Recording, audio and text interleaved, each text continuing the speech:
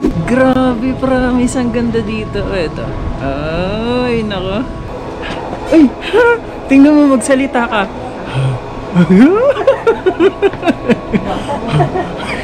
Nakikita niyo yun? Stig. Umuusok yung salita namin dito. Grabe. Pastigo, umuusok. Sigurado hindi nakikita sa camera, pero nakikita ng naked eye namin na parang may mga bumabagsak na something. Parang snow. Grabe. Para siyang old. Para siyang mga cabin eh. Ayun no, may cabin dun no. Tapos may parang mga old house. Something ganon. Kita niyo yung bahay na yun. Right there. Ay grabe. Yung vibes dito napaka-enchanted. Napaka-majestic. Ano pang term na pwede natin gamitin para ma-explain natin yung ganda ng lugar. Ayan. Based on my research, itong lugar na to is hango siya sa may movie na Hotaru no Mori, kung naalala nyo yun. Isang sikat na Japanese anime na tungkol sa mga Monster Village. Hi guys! So ngayong araw, pupunta kami ng Monster Village sa lugar ng mga monster. Kaya tayo may dalang mask. Ayan ang nakasabit sa likod. Gagamitin natin yan doon mamaya. Ito na nga pala yung bus.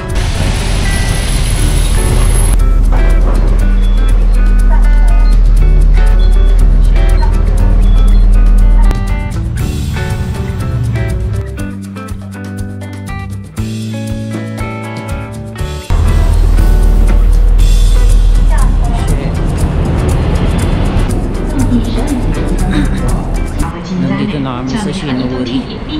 Hanap kami ng 7-Eleven. Magpapaload muna yung isang tropa.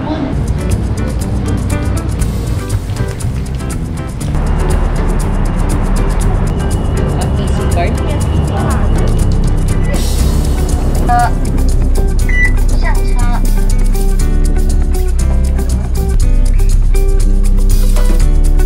So yung sasakyan dito papunta din is 6883 sa may exit number 5.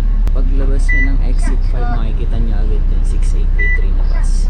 So swerte natin kasi pagkasakay natin umalis agad yung bus. Kasi kung hindi naabutan to, mag-change plan na naman. Mga around 2 hours yung biyahe, so pwede tayo matulog muna. Ang galing ng bus dito, may mga seat dito.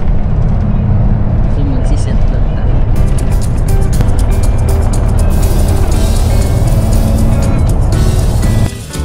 Nandito na nga kami.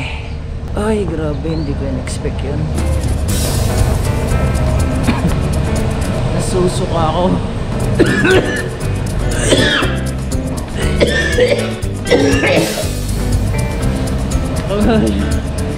Nasusuka ako. Hindi ko in-expect yung paikot-ikot na daan. Naiyak ako. Mahina kasi ako sa mga paikot-ikot na daan. Kaya ayun, nasusuka ako pagdating dito.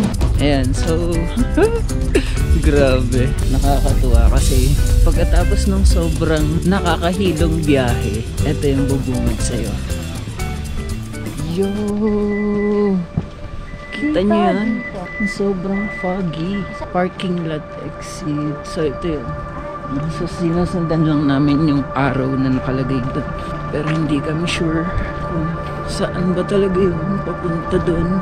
Ang pagkakaalam ko, may entrance dito. Walang entrance? So wala palang entrance. Joke lang yun. Ay, grabe. Dito palang grabe na yung scenery. Oh! Ito yung sikat na long nose. And so what's up guys? Nandito tayo ngayon sa mini Japan ng Taiwan. Ito yung mini Japan ng Taiwan kung nakikita nyo. Ito yung sikat na anime na mga mask. At meron ako niyan, bumili ako niyan. Ang ganda. Kasi may mabibili ka dito ng mga mask. So 200 sa mask. Sayang, dapat din ako nag-order si Shopee. Tapos kung gusto niyo ng mga ganito, pwede rin. Ooh! Ang galing!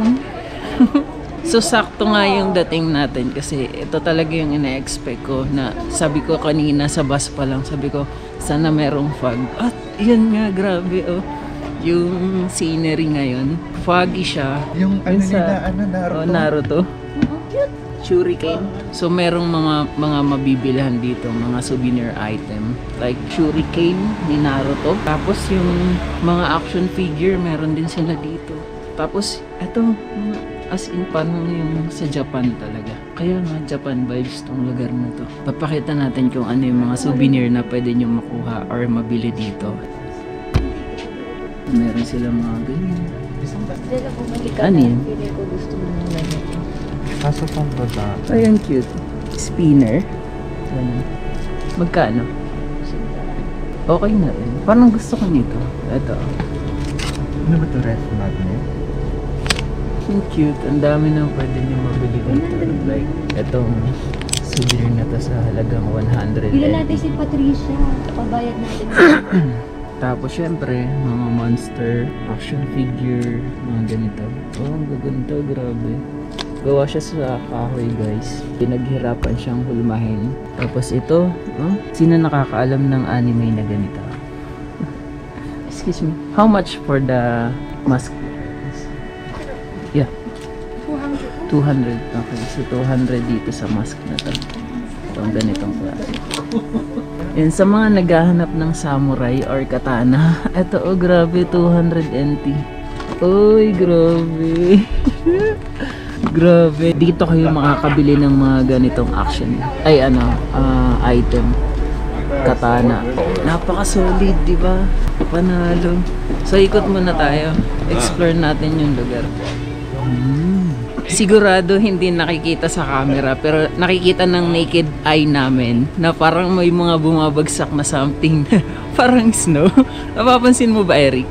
Wala. Snow. Eh, kanina may nakita ako dun.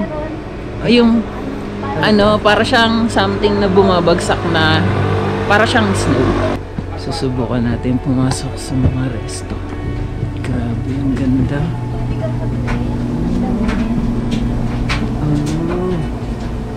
Ang ganda. Gusto tayo nito. So, pwede ka rin mag-rent ng damit dito. Ah, ito sa loob. Ang ganda. Ito na ba yun? Yung Monster Village? Oo, itong village Ay, nito. akala ko kasi may Factor. Hindi ko pinagagandahan. Ay, grabe. Ang ganda. Ay! Tingnan mo, magsalita ka.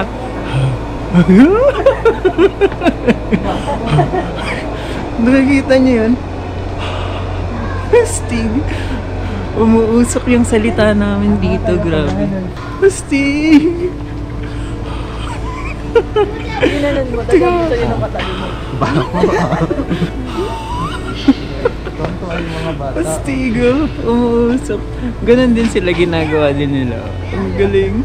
Grabe, sa sobrang usok dito, ay sa sobrang fog, tapos lamig ng panahon, kapag nagsasalita kami, ito yung nangyayari. Uy, grabe. Panalo. Nahanap muna kami ng makakainan bago explore tong lugar na to. Oh, ito grabe, scenery talaga. So nandito tayo ngayon sa Japan, ng Taiwan. So kung wala kayong budget para mag-Japan, pwede kayong pumunta dito sa may Taiwan na may mini Japan vibes. Ito yun, ito yun, yung may eyeball. Ito yung hinahanap ko kanina pa. Grabe, promise, ang ganda dito. Ito, ay nako. Ito yung mga sikat. Ito yung isa sa sikat na lugar dito. Itong eyeball na to. Tapos ito, grabe. Pang ilang grabe ko na yun. Pasok tayo para makita natin. Uy, ganda, Eric. Ang maganda kasi dito, kasi kahit umaga, binubuksan nila yung mga lights ng lantern, tapos yung mga lights sa gilid. Ayun kaya ang ganda niya. So, papasokin na namin yung mini Alicia ng Taiwan or yung mini Japan ng Taiwan. Hindi ko alam kung alin yung right term doon. Mini Alician or mini Japan. Ito, tingnan niyo yung scenery. Ay, grabe. Ang ganda. Napaka-solid nito. Tapos yung mga bahay na pwede nyong stayhan, siguro pinaparentahan niyo. Tingnan nyo, Grabe. Para siyang old Ang galing ng ano. Hotel. Explore na rin natin kahit hotel yan. Ang galing. Siguro mga mayayamang tao lang yung mga mag-afford ng ganito. Para siyang mga cabin eh. Ayun no, may cabin dun no. Tapos may parang mga old house. Something ganon. Kita niyo yung bahay na yun. Right there. Ay grabe. Ano lang to, parang ano lang siya. Para siyang compound ng mga bahay. Private house na pwede sila magstay. Or pwede kayo mag-rent. Since hindi naman tayo ganun kayaman, mag-explore na lang tayo. Ay, ganda. Ito man na maganda to. Picture. 0.5 tapos fog yung background sa likod. Sige. Isa pa. 1, 2. Okay. 0.5. Wait. 1, 2. Panalo. Ganda. Tingnan mo yung 0.5. Ay, ang ganda mo. O, Eric. Pwesto na dun. Eric, ang ganda mo. Ganda ng ano, tignan mo. Yung bubong. Kaya nga eh. Tapos biglang maglakad ka papunta dito. Video. Lakad ka papunta dito. Okay, wait. 1, 2. Yan, maganda yan nakatingala ka. Diyan ka lang, tapos tingin ka sa taas. Yan, angle na yan. Wait lang ah. Grabe. Ang ganda magstay sa lugar na to. Kung pwede lang talaga magstay out. Ito, grabe oh. Ang ganda. Wait lang. Okay. Ang ganda guys, promise. Tapos meron sila nito, ito. Alam ko sa Japan lang makikita yung ganitong wheel na parang umiikot dahil sa water source. Yun, may water source siya. Tapos umiikot yung wheel. See? Sa Japan lang meron ganyan. Pero meron ngayon dito sa Taiwan. Kung pwede lang pumasok dyan sa ano, sa bahay na sa cabin. Tapos tingala ka dun. Ang ganda. Yung vibes dito, napaka-enchanted, napaka-majestic, ano pang term na pwede natin gamitin para ma-explain natin yung ganda ng lugar. Ayan. Ito, grabe. Yung bahay. Dito ako na-amaze sa mga bahay na meron dito. So, 3K per night, sabi ni Maya. Pwede na kung mag-i-stay ka sa isang cabin na ganito or isang house sa halagang 3K. Why not, diba? Kung kaya naman or afford naman. Depende. Pero mga ngayon, kasi wala siguro gaano tao. 3, 5, So nasa 3 plus. So depende pa daw yun.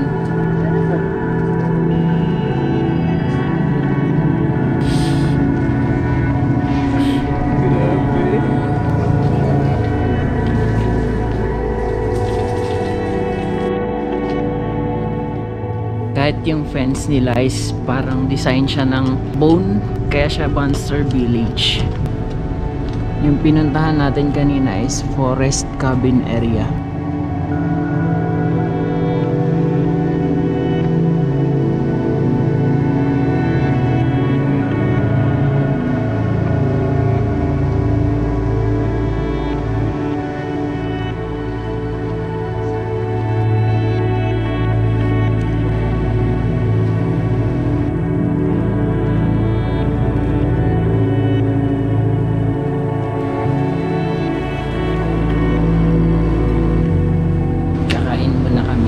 Bago umikot sa...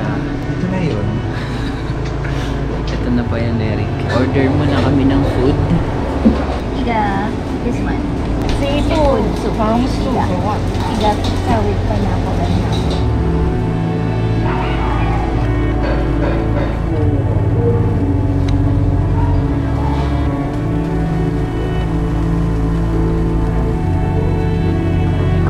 Ang ganda. Dun sa taas. 220 daw ang isa. 220 para dito sa mga station na to. Ito yung makikita nyo sa 220. So galing kami doon. Hindi namin na-expect na may entrance pala. So 220 para sa entrance doon sa loob. May konting hike. Kaso hindi kami prepare sa payment na 220. Kaya dito na lang kami sa baba. Lalakarin na lang namin to. Maghanap na magagandang spot. Cute nito. Hi. Yan, nakita ko na yung view. Ito yung nakikita natin sa TikTok. Yan, ang ganda. So magbibideo tayo dyan.